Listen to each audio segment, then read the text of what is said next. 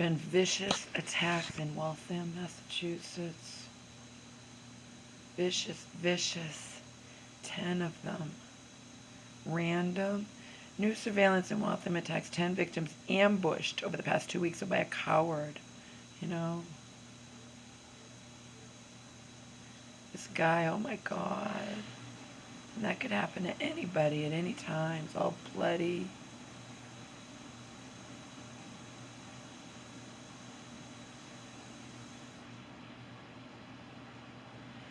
One day before Thanksgiving, I was attacked. I didn't have the opportunity to defend myself because the cowards who attacked me did it without seeing his face.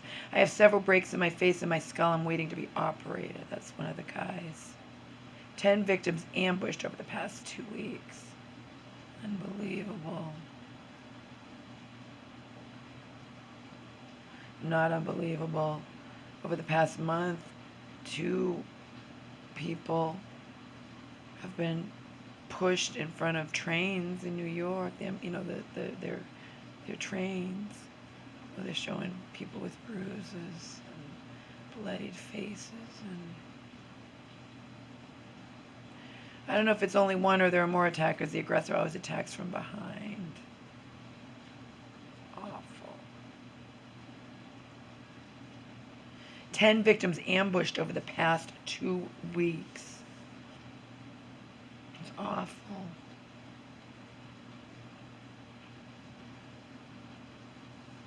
It's awful.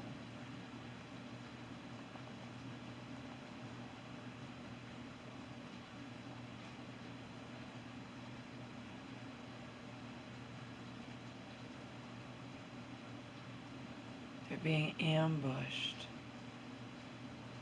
It's just awful.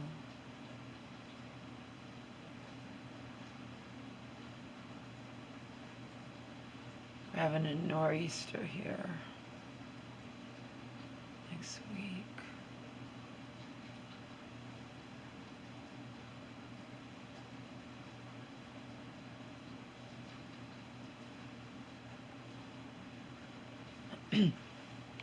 I told my mother we were having a nor'easter. And she's like, no, I heard it's going to be a beautiful sunny day. I'm like, Mom, you're confused. I just watched the news last night. Well, I watched it now, but you're probably looking at Sunday, not at Monday and Tuesday, Mom.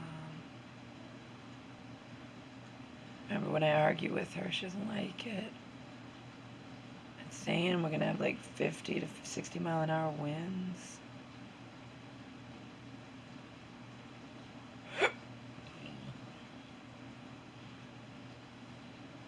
She'll insist she's right, and I'm sorry. Again, I didn't create the world. She's had gradually increasingly worse dementia. But it's still, the verdict is out on whether or not she's capable of living alone. There's no way to know so long as I'm holding her up, and that's the bottom line. Even my hairstylist, who's like 30, recognized that. There's no way to know unless, you know what I mean? There's just no way to know. My mother thinks she's perfectly fine. Her friends think she's perfectly fine because, again, they don't live with her. But it puts me in a bad position because, like, even just now, I go to put the lint in the bag that's been hanging there for, even before I moved in. It's been hanging there to gather lint for the past 8 years or more. And then suddenly it's gone. Where's the bag for the lint? I threw it away. Why'd you throw it away? It's been hanging there. It's not hurting you. Because I wanted to empty it, but you do what I do. You reach in and get the lint out. You don't throw the whole bag away. We just get another bag. That's not the point. First of all, it's not hurting you there. Second of all, it's proof that I'm unable to predict what stupid thing you're going to do next, okay? It's like she didn't need to throw that away, and it was a good bag because it was a flat kind of cloth bag, you know, that just sits there nice and is not some stupid plastic bag and is not any kind of store bag that would stick out. It just was a perfect bag. And yeah, it was all gross, so what? It holds lint. It's been holding lint for years. It's not hurting you. That's the whole point. She does things that drive me nuts. That it's not hurting you. Leave it alone, you know? And it's just indicative that I can't predict what she's going to do next, and that's nerve-wracking. It's nerve-wracking. To not be able to predict what she's going to do next is nerve-wracking.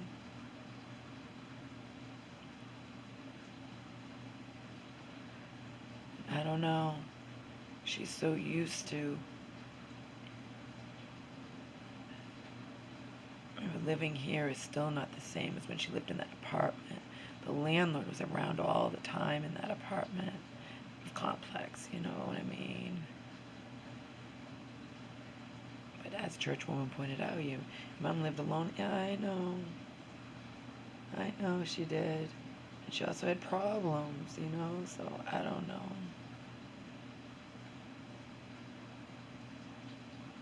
I don't know.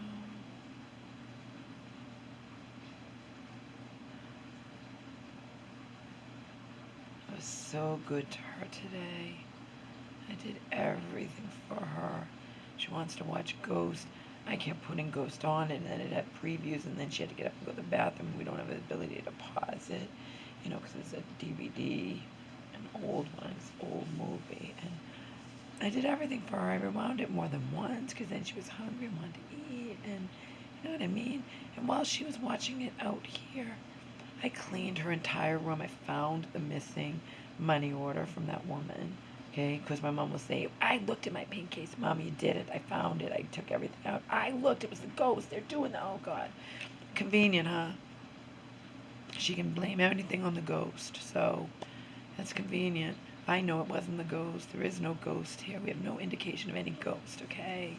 Not that I don't necessarily believe in them, but I know that we don't have that. I know she's absent-minded. I know that I said, Mom, when I'm missing something, I took how I found it in your pink case. I looked in there. I looked. No, you have to take everything out. I took every one of your cards out. You know, all the cards that she has in this pink wallet case. And I looked through them one by one by one, and the check was in the middle. That's all I did. It was the ghost. No, it wasn't any fucking ghost. And, of course, she watches Ghost. Right, which is it was a fantastic movie. I've seen it more than once. You know? I've seen it more than once. Speaking of that, what happens in Ghost, you know, my aunt who loves, I'm being sarcastic right now, I'm just, you know, if you can't tell. My aunt who loves Mama, and Mom so loves her sister so much, loves her half-sister so much. Okay, 5 months after my mom's truly, truly beloved to her sister, the good one, the one that I was super close to, died of pancreatic cancer. 5 months later, my aunt, in her wisdom, sarcastic again in quotations, decided to have a seance, have a medium come there to her home and have a whole bunch of people and have my schizophrenic mother talk to her dead sister. And I don't believe in any fucking universe she talked to her dead sister, okay? I believe that can be real, but I believe most of them are phony. And the one in Ghost, Whoopi Goldberg character, thought she was phony, and then she finds out that she really does have that power, okay? But she thought she was phony.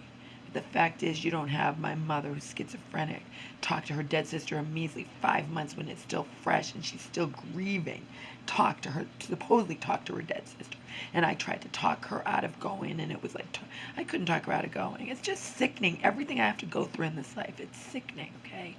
I did everything for my mother today. I rearranged her whole closet. I put all her heavy sweaters in the front and moved the lighter, you know, I rearranged everything. I set aside a whole bunch of stuff that I thought she either didn't fit into or wouldn't like. I did that for her, and now she's going to get rid of a whole bunch of clothes to charity, which is good, because people are poorer now than ever before with the pandemic. You know, there are people using food banks who never had to before, and she has some good shit that she doesn't want, that's too big for her, that isn't still nice, okay? I did all that for her. I found that check. I cleaned her entire room. I rewound Ghost more than once, so it took hours, okay, for me to do all this. I clean and clean and clean. I still have more to do because I put a whole bunch of stuff in her room that's no good, like picture frames that don't have glass in them. You throw them away. You don't keep them, okay? It's bullshit. It doesn't have a picture. It's just empty because they broke and all of that. And then I'm trying to watch something on the TV, a movie. I didn't know we had free movies. I hate when I never find out the first day because they don't like to advertise it. They don't like you to know, you know, whatever. I found out we had free movies. I'm trying to watch something. She's singing really loud in the bathroom with the door open. And I said, Mom, can you please stop singing? I'm trying to watch this. I did stuff for you all day. Have some respect. you had this out here all the way till 7:30 because I slept till 2, and then from 2 to 7:30 I was doing all kinds of cleaning and cleaning your room and finding your stuff and helping you watch Ghost over and over because you kept having to interrupt it and we don't have a way to pause.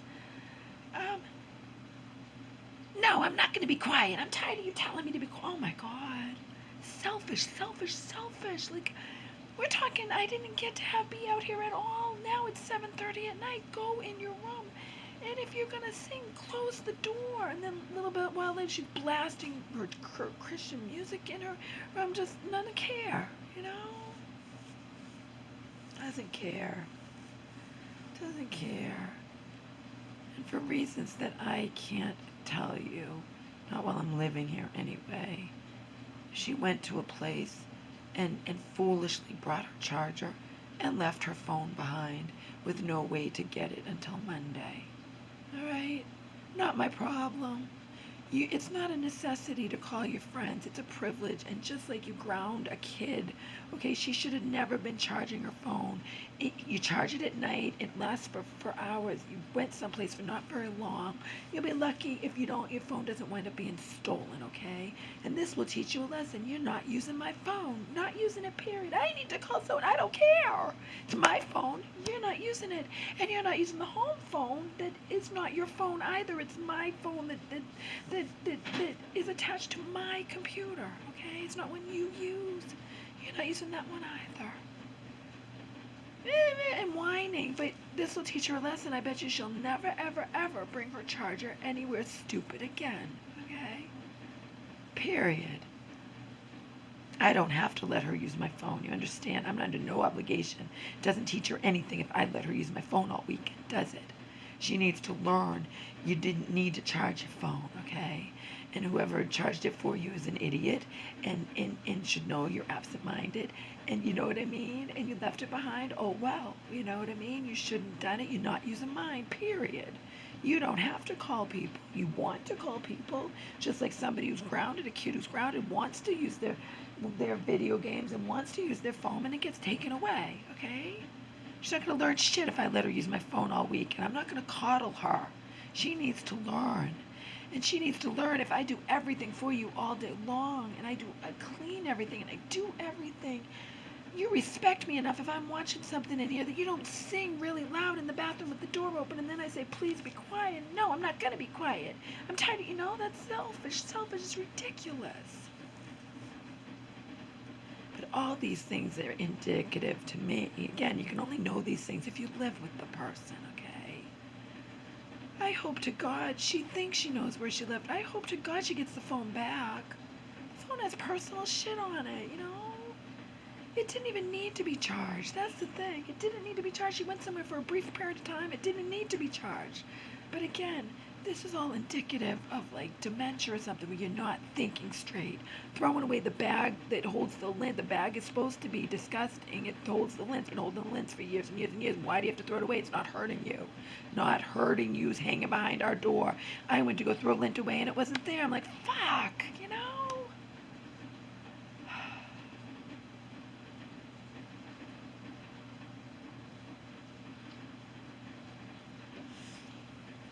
And then, of course, there's all kinds of things that, because I can't tell you, but if you knew, if I had the safety and freedom to tell you these things, they would blow your fucking mind, just like they blew Kurt's mind.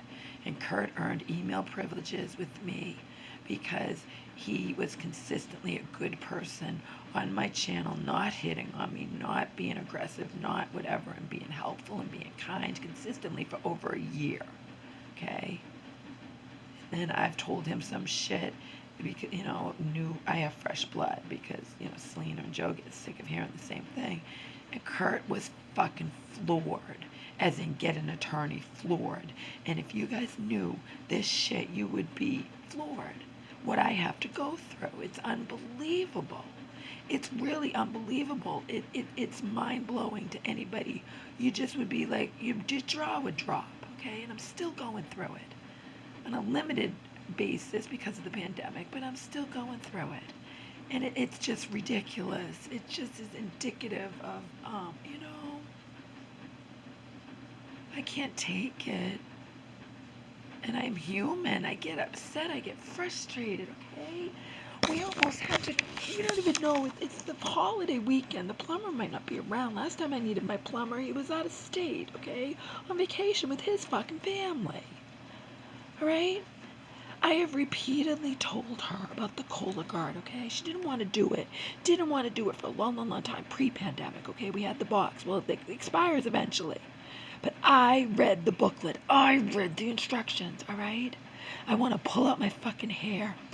I have repeatedly told her how it works. And how it works is you have to set it up and shit in some kind of thing, that a contraption that comes with it. You can't just scrape it after the fact. It has to be set up ahead of time, okay? I don't care who she asks. I don't care who she talks to on the phone, including a so-called, quote, medical professional. I read the booklet. I know what I'm talking about. All right? So she got it in right. She went to see her primary care physician. Of course, he's going to say, did you do the Cologuard? Now she thinks she wants to do it fast. At 3 in the morning, she's like, Laura, I did a big shit. Come, let's do the Cologuard. Mom, it's not even open. Number one. Number two, I told you it has to be planned ahead of time. That's why it's so annoying. At my doctor, you don't have to plan it ahead of time. Mine's not Cologuard. It's probably not. I never did it, by the way. I was having some blood, and I was, they thought for precaution's sake I should do it, but I never wound up doing it for whatever reason. Life got in the way, but as life does. But the thing is, mine's easy. Mine, you do it after the fact. You take a little brush and you scrape it onto something. Cologuard is different. You have to fucking shit with it set up and catches it in some kind of cup or something. I'm really not sure exactly what it is. I do know that I read the booklet. But the fact is, she wants my help. She needs to listen to me. Does she listen to me? No. Over and over again for a week. It's like talking to a brick wall. She's like, I did a big poo-poo. Can we do the Cologuard now? Mom, we have to plan it ahead of time. I keep saying it over and over again. So today I was sound asleep. I wake up just to go and put Omar out, feed him, have him piss. I went to go take a piss. There's a huge fucking pile of diarrhea type crap, but not diarrhea, like big pile of crap. And I try to flush it down, and of course it doesn't go down. And I'm like, Mom, why did you leave that? I thought we could do, I thought I saved it for you. Mom, I've told you over and over. You know what I mean? I don't have the patience of a saint, people. If I tell somebody, I know. And plus it upsets me because to me it's indicative. I just don't know what's going to happen to her, okay? If I say I'm going to help you, it means I'm going to help you on my time. I'm busy doing other stuff. We haven't even opened the box, and she saved the pile of crap, and then I wound up having to plunge it, and then it got all over my feet. And it shouldn't have happened in the first place. She saved it for me despite me telling her over and over again all week. We have to do it ahead of time. I read the booklet, but I talked to my primary care. I called him up because she saw her primary care physician. Then she calls up and talks to the nurse. Says no. I don't care what the nurse said. I don't care. She is probably trying to get you off the phone because I vote eavesdrop before you telling everyone your life story. Staying on the phone forever, and she thinks you're not confused, or maybe you're confused, and she just doesn't understand and says it. But she says it's simple, Mom. We need to open it up and plan to do it if you want my help. If you want my help, you have to listen to me.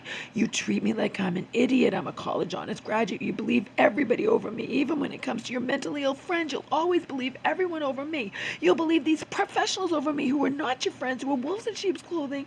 Well, why? They're nice to me. They do this for me. They do that. I don't care. I don't care. You're still the client. I don't fucking care, Mom. They're not your friends. It's talking to a brick wall. Okay? But today I had to plunge the fucking toilet when I'm on a couple hours sleep, and I just wanted to get up and quickly pee because she left that for me when I've told her repeatedly how Cologuard works, okay? And we're gonna do it, but if we've waited all this time, waiting a little more time until I'm ready to help you, if you can't do it by yourself. But the nurse says it's easy to do, and I don't care what the nurse said. You're either confused or she's wrong and trying to get you off the phone. It's that simple. Or she doesn't realize you have to explain every little tiny thing to you, Mom. I live with you. I don't care what anybody thinks. You understand? I don't fucking care what anybody thinks. They're not living with her, period.